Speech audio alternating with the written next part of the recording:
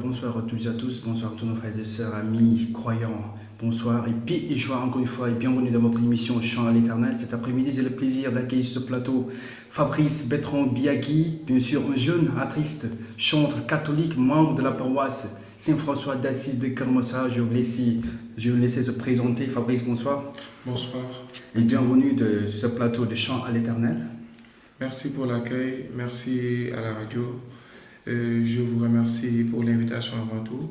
Je m'appelle Fabrice Bertrand Biagui, jeune chanteur, membre de la paroisse Saint-François d'Assise de Kermassa, la paroisse des merveilles. D'accord.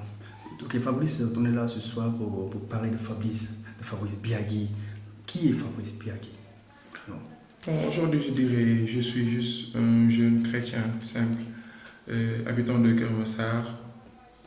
Je viens d'une famille très modeste, de père Tchola et de mère Mancagne. Donc voilà, j'ai fait mes premiers pas dans les chorales et dans les chœurs. C'est dans ce mouvement que je me suis lancé dans le carrière solo et j'ai choisi de chanter l'Éternel, mon Dieu, c'est-à-dire mon Seigneur, mon serviteur, mon Seigneur, mon Sauveur, notre Seigneur Jésus-Christ. D'accord. Et depuis quand, Fabrice, fais-tu la musique? Depuis quand? Bon, j'ai commencé la musique en 2008 dans la chorale Chœur triomphal de Kermassa qui anime la messe de 7h du matin. La messe dimanche. Oui, messe de dimanche. D'accord. Voilà, donc après en 2010, j'ai intégré un chœur, le chœur de Sion. C'est là que j'ai commencé mes premiers pas de solo en tant que lead vocal de ce chœur. Donc c'est en 2013 que je me suis lancé carrément dans le carrière solo. Et voilà, en 2015, je me suis lancé pour mon premier single intitulé Wanted. D'accord. Mais avant, Fabrice, tu faisais quoi comme musique avant? Avant, je faisais du gospel. Du gospel. Je faisais du gospel. C'est dans cette lancée que j'ai plus ou moins acquis plein de choses dans ma carrière musicale. D'accord. Et quand est-ce que Fabrice a rencontré le Christ? Je dirais que j'ai rencontré le Christ dans la musique en 2011. Parce que c'est en 2011 que j'ai commencé à faire mes premiers pas, à me lancer dans des studios, à commencer à faire mes premiers enregistrements, mes premières écritures et tout. Donc c'est là que j'ai commencé à m'adapter dans ce style de gospel, à créer ma propre musique et essayer de m'adapter à ce dont j'ai pu apprendre dans ce milieu. Donc je dirais que c'est en 2011 que j'ai vraiment rencontré le Christ dans la musique. D'accord. Et peux-tu nous parler un peu de ta rencontre avec le Christ? Enfin, juste formidable, je dirais juste formidable parce que c'est quelque chose qui nous donne beaucoup de gloire, qui nous donne beaucoup de force sur ce que nous faisons. Parce que déjà, chanter pour le Christ, c'est plus ou moins, comme on dit, chanter, c'est prier 2 fois. Donc c'est quelque chose qui nous aide à aller de l'avant. Dans nos projets, je dirais, hormis la musique, donc c'est quelque chose de bien, je dirais. Et ça m'a permis d'apprendre, de rencontrer plein de personnes, d'avoir une ouverture sur ce que je fais dans le point de vue musical et autres. Donc aujourd'hui, je dirais que ce Christ m'a apporté plein de choses dans ma musique. Oui. En tant que chanteur, Fabrice, qui est Jésus? Je dis juste Jésus, c'est le Sauveur. Le Sauveur, oui. Et comme je l'ai intitulé dans mon premier single intitulé Wanted, je me suis dit, chercher le visage de mon Seigneur. Chercher le visage de mon Seigneur, c'est aller à l'encontre de ce grand homme qui est mort sur la croix pour nous, de ce grand homme qui a laissé sa vie pour nous sauver. Donc c'est à cette rencontre que je me suis battu, que je me suis donné à fond pour vivre ce qu'il a laissé pour nous dans ce monde. Et donc, quand est-ce que Fabrice a sorti son premier single?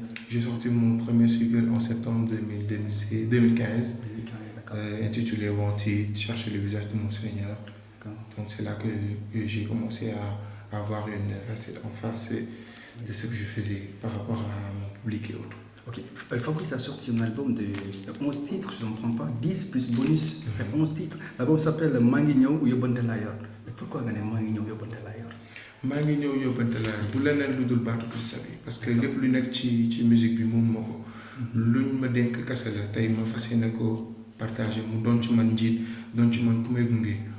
Donc ci ko loolu laay sababloo di dolli rek di ñaan dimbal ak ñaan parce que yóbbante bi fii Christ bàyyi mag la yaatu na bëri na am na tamit ñu bëri tam ñu xamul ñu jotul ñu yégul donc jot na ñun ñuy yor baat bi ñun ñuy yor tey chance bi laay wax buñ ñu ko may ñu jotali leen baat boobu ñu jotali leen yóbbante boobu pour ñoom tamit à leur retour ñu mën ko séddale tamit ci yeneen anam def ko ci yeneen nit. Ok, donc là va décortiquer cantique par cantique. D'accord. Et la première, c'est Manguigno. maa ngi ñëw baat bu diis la foofu parce que la moo la inspiré ba nga ne Manguigno. réero D'accord. waaw nekkoon ci ay moments yu difficile nekkoon ci moments yu du ma nee sax difficile comme balaa ñi di ko foog dafa diisoon ci mais voilà yoon la woon rek parce que dañuy jeune dañuy ndaw parfois du ñàkk ñu nekk ci yenn yoo xamante ne bon dinañu xaw a yóbbu ci lëndëm donc période yooyu mu doonoon lu diis si man ba ma jël temps recueillir ko ñaan ko mu may ma ci tamit doole bu mu ci mën a génnee moo tax tey ma boo dégloo carrément lyrics yi nekk ci musique dina la woon carrément xale bu nekkoon ci ay moment la mu liggéey buux muy ut ñaan muy ut ndimbal muy ut leneen ba voilà te mu sokkee ko ba loolu kii ko. D'accord loolu tax nga ne maa ngi ñëw. Ok après maa ngi ñëw deuxième titre dañoo am ton serviteur. ton serviteur du lenn lu dul man ma nekk ndaw bëgg toon tey voilà ndaw ci ministère am bëgg nekk tey voilà ku muy yónni bëgg nekk tey ku muy bàyyee baat moo tax baat boobu laa jël pour nekk man nangu naa doon sa serviteur nangu naa doon sa jaam pour séddale boobu yóbbante nga fi bàyyi moo tax tey ñu nangoo doon serviteur ci musique boobu. Ok wanted bi lan la. wanted bi voilà mooy comme ni mu la ko waxee sànq moo nekkoon premier single avant album bi. D'accord donc si je comprends bien single bi moo la lancé. waaw single bi moo ma lancé chercher le visage de mon Seigneur xam fu may teg samay tànk quoi doon wër tamit foofu tamit ñaan doon wër tamit dimbal wër tamit bunt bu may éclairer bu may yóbbu ci yoon ci baax ji mu lay mën a permettre tey nga xool bu baax fan ngay teg say tànk xoolaat bu baax yow fan ngay jëm parce que da di yoon boobu ne tamit yombul ndax am na ay doj am na ay dëj donc ñu ngi ciy jànkuwante parfois yu bëri yoon ne baax na tamit nga ut ci tamit ñaan ut ci tamit. est-ce que wanted bi mën na ci am juste benn 30 secondes boobu tamit dañuy may tuuti ci wanted. ok donc dama koy naan yaa di baay yaa di buur yaa di leer ci man Yesu yaa tuy nit laa na fi xew bëgg naa xam lu fi xew man ndax yow la Yesu yaa di buur dëgg la ma ni bëgguma dem ba tooy bëgguma dem ba taay ragaluma dee waaye duma taxaw lekk fii lekk maa ngeeg suma fiit ka laa fi won't it man ku dul Yesu mi di sama buur. Que le nom du Seigneur soit loué. Amen. Ok, après wanted da nga def gëstu sama yoon da nga ne maa ngi ñëw ton serviteur wanted nga ne gëstu sama yoon. waaw gëstu sama yoon baax na ci baax tey boo entamé dara. nga gëstuwaat bu baax ba mu leer na ci li nga nekk solide na dëgër na. D'accord. parce que tamit mën nga dugg ci dara te voilà engouement mënul ci yóbbu. si c'est vrai. wala genre nekk ci rek te bañ a xam exactement ndax fi ngay teg sa tànk ndax foofu la waaw ndax mën nga teg taw tànk fu mu fekk mu doon lu dëgërul nga daanu mbas mais baax na tamit nga daanu parfois pour mu permettre la nga mën a jógaat xoolaat baax fa ngay teg sa tànk moo tax ñu voilà ñu ci gëstu suñu yoon moo tax nga ne gëstu sama yoon après gëstu sama yoon da nga def ma confiance waaw boobu ndam commencé na ñëw mais yow da nga ne attends da nga ne maa ngi ñëw après nga ne ton serviteur wanted gëstu sama yoon après nga ne ma confiance parce que ndam commencé na ñëw parce que gëstu nañu ba gis ni fu ñu taxaw base la lu baax la. wéeru ngeen fa voilà Yeesu Christ ku wéeru ci moom doo tiit doo ragal. d'accord ndam ngeen ngay am donc tey confiance bi commencé na leen di nga mën a dugg. ok xool bu baax fi ngay jëm. léegi bi nga ne ma confiance nga ne royukaay. parce que ci moom laa nar a roy. d'accord voilà parce que ci moom laa nar a roy.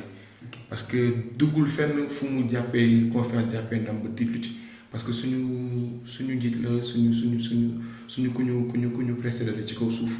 donc daje nag yu bëri yu ko métti lu daje nag yu bëri yoo xamante ne ay voilà jàmbat loolu la ay tentation la ak yeneen te moom génn na ci ak confiance ak dama bu ko bàyyi bu sell mi may donc lu tax te mu loolu mu bàyyi ko leer googu ci ñun bu ci naree wéeru tamit ci moom nañ ci ànd ak ndam rek roy ci moom nañ ci dem. wax nga ne royukaay la ak royukaay nga ne par ce chant soit docile. waaw par ce chant soit docile parce que boo docilul ci li ngay def rek du leer.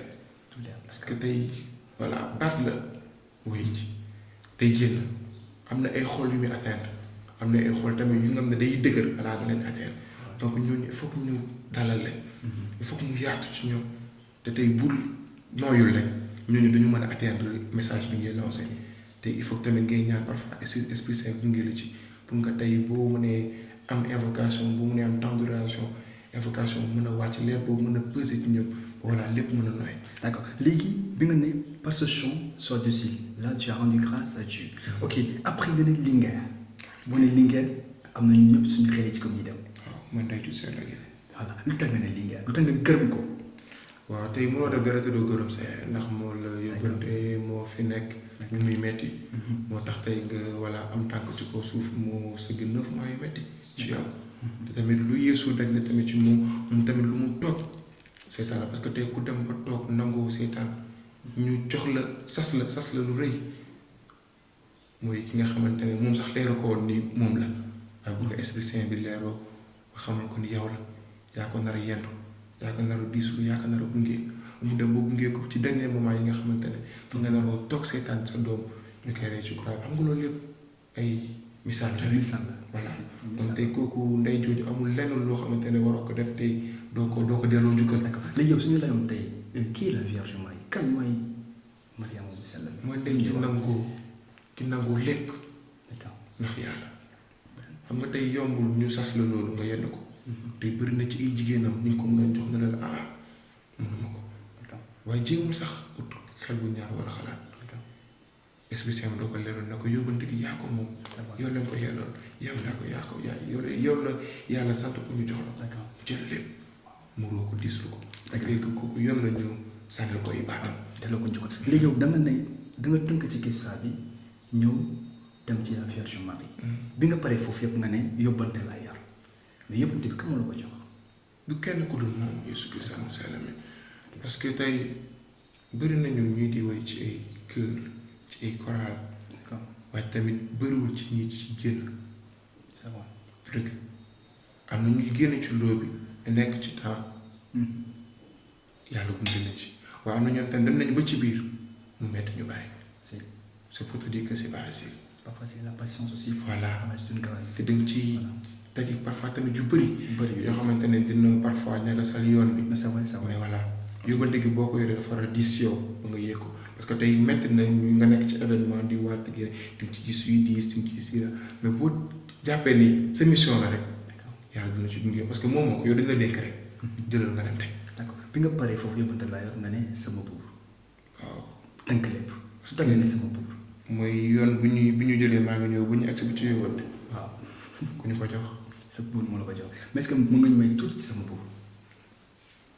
Baay Yeesu yaa di buur jël di cas ci biir xal saxaar wuti ngelaw réeru aju fanaane ca kaw li ma sedd du lu ndaw ci biir kër de jaawar li amu fi Yeesu yow yaa di buur Yeesu yaa di buur ci man yow mi dara tawul ci àdduna. d'accord. yow mi mel tànn ngir ma wéy mbilay walay duma ci taay Yeesu yaa di buur. Amen. Ok. Franchement, je suis ému. Voilà. Donc voilà, mais toutes ces grâces. Donc voilà. Là, tu prépares un concert, Fabrice, un concert le 30 septembre à Daniel Sorano. Quel est le but de ce concert? Pourquoi Fabrice a décidé d'organiser un concert pour la première fois? Le but de ce concert, du wax leen lu fësal ndam bi nekk ci ñun. D'accord. mooy li ñu tënk lépp sànq ci titre yi nekk ci série bi. parce que tey ñëpp jotuñu cee jot. Si, ça va. te on manque aussi des moments de louange, on manque des scènes de louange ici au Sénégal. Donc il est temps qu'on ait un rapprochement avec notre public. Ce genre de rapprochement, tu ne peux que l'avoir que dans des émissions à la télé. Mais ça ne suffit pas parfois d'avoir toujours accès dans les télévisions et les radios. Parfois c'est un peu compliqué. Mais pour nous, am tant d'adoration et de louange bi nga mën a jagleel public bi ne fi peuple de Dieu bi fi nekk. D'accord. Parfois il est bon. C'est une manière d'évangéliser. Voilà, c'est une manière d'évangéliser. nga am temps de partage même bu fekkee 1 heure de temps la ñun dinañ ci am tey luñ ci yéeg. ba mun ko partager ak ñeneen. Donc premier but bi loolu la. jël yóbbante bi fasal ko ci ñoom peuple de Dieu bi ñu jël ko yóbbu ko feneen. Donc là c'est une première. Nuit d'adoration. Depuis 2015 bu nga bàyyi ba tey nga doon organiser concert. parce que man may dégg sa kii bi single bi yàgg na. daje nañoo JMJ. daje nañoo fu ne. ay woy donc aussi man dama doon xaar tout le temps. Fabrice kañ lay organiser concert, évangéliser aussi. Parce que chanter aussi, c'est l'évangélisation aussi. Donc, moi, c'est ma question, moi, là, je Fabrice, depuis 2011, 2015, 2017, je dois organiser le concert. Ok. Am na yu ci nekk am na yu ci nekkul mais li gën a leer dinaa ne peut-être du ma ne sax peut-être heure bee jot tey mu génn heure bii la ko yàlla tànnoon heure bii lañ ci yegg si tey mu doon le 30 septembre 2017 2 ans après ci sama cadre nag ça n'a pas été facile parce que ndaw la j'étais jeune encore, j'avais pas beaucoup d'expérience sur 2 ans. Donc il fallait que je me comprendre. Les moyens aussi n'y étaient pas. J'étais aussi étudiant. L'évangélisation aussi. Voilà, c'est pas facile. Ça demande beaucoup de moyens. Ouais. La musique, énormément. Ce que les gens parfois ignorent. Ça demande énormément de moyens. En plus, je suis étudiant. Je continue toujours mes études, donc c'est pas facile de mélanger études et musique. Donc yooyu yëpp tamit nekk ci donc amagumoon tamit stabilité carrément du point de vue musical du ak ni koy dee sax am groupe orchestre ak yooyu c'était pas tous les moyens n'étaient pas encore réunis. Donc maintenant par la grâce de Dieu on commence à avoir certaines ouvertures ci branche yooyu donc am na tamit ay nit yu nekk tamit suñu ginnaaw ñuy jàppale yu baax ñuy pousser du ñu wan yoon bi du ñu tamit parce que ay xale lañu doon ay ndaw lañu. Donc là, si je comprends bien, da ngay jouer live. waaw damay jouer live. Okay. C'est ça. Tourner avec les répétitions, les préparatifs et autres, les musiciens. Oui, ça va. C'est du ñàkk parce que tout événement moo demee noonu waajal yombul. Waaw même sax bu tous les moyens réunis parfois tamit di am ay gàllankoor di am et d'autant plus que les moyens ne sont pas réunis donc voilà parfois du ñàkk moom ay gàllankoor et tout. Mais l'orchestre est là, on est en train de travailler. C'est des gens qui sont passionnés de la musique comme moi. Ils ne sont pas des musiciens en plein temps parce que moi je partie des gens qui sont dans l'orchestre sont des fonctionnaires aussi. Donc, mais ici, ils consacrent leur temps, ils y mettent le maximum quoi, pour la réussite de cet événement. Donc, je suis aussi avec un groupe d'amis qui sont des membres de mon staff. C'est un groupe de jeunes aussi qui n'ont pas aussi beaucoup d'expérience, mais qui y mettent les moyens qu'il faut pour atteindre nos objectifs par rapport à cet événement du 30 septembre. Donc voilà. Nous comme nous avons je profite aussi de l'occasion pour lancer un appel du point de vue des sponsoring, du point de vue des bonnes volontés, des gens qui sont là pour aider. Parce que bon, c'est pas facile déjà du point de vue financier. Ça demande énormément pour la salle, pour les déplacements, pour les répétitions et autres. Donc c'est pas facile. Voilà, on fait appel à tout le monde. Du catholique, du musulman, du protestant, def li nga xamante ne da koy def pour yàlla kese voilà donc ñëpp a ko bokk quoi donc lu ci waaye mën a def pour jàppale ñu ci pour événement bi mën a rafet pour yeneen événement tamit yi di ñëw à l'avenir parce que tamit bëgg ñu yem tamit juste pour le 30 c'est juste une ouverture mais ñaan nañu yàlla tey mu doon loo xamante ne day dépasser fii ci yeneen cadre def ay tournées peut-être ci sous-région bi dans bu ko yàlla defee sax international tu vois donc c'est une chance pour nous c'est une fierté. Parce que quand on le fait, c'est pour l'Église catholique, c'est pour le Sénégal, c'est pour tout jeune étant passionné de la musique. Donc, nous pouvons se sentir bénéficier. Voilà. Donc, du casser, net, ok. Il y a des gens qui sont là, ils font des choses, des bénévolats à titre anonyme. Donc voilà, nous avons fait le boubar. Comme nous l'avons fait, appel, Kouchi, Mona, Dolé, Kouchi, Dolé. Et nous, nous, Comme donc Fabrice Degmen, les préventes sont disponibles à 3 000 francs, Josie 5 000, VIP 10 000 plus son t-shirt. Infoline 77 170 99 46. Ok, donc moi je vous donne rendez-vous bien sûr dans une semaine pour un autre numéro de votre émission Chant à l'éternel. C'est un plaisir pour moi bien sûr de partager ce plateau avec mon frère en Christ, Fabrice ben cantique pour la nuit d'âme. Voilà, belle adoration, c'est pour dire bye bye. C'est le mot de la fin aussi. Ok. Voilà. Vas-y.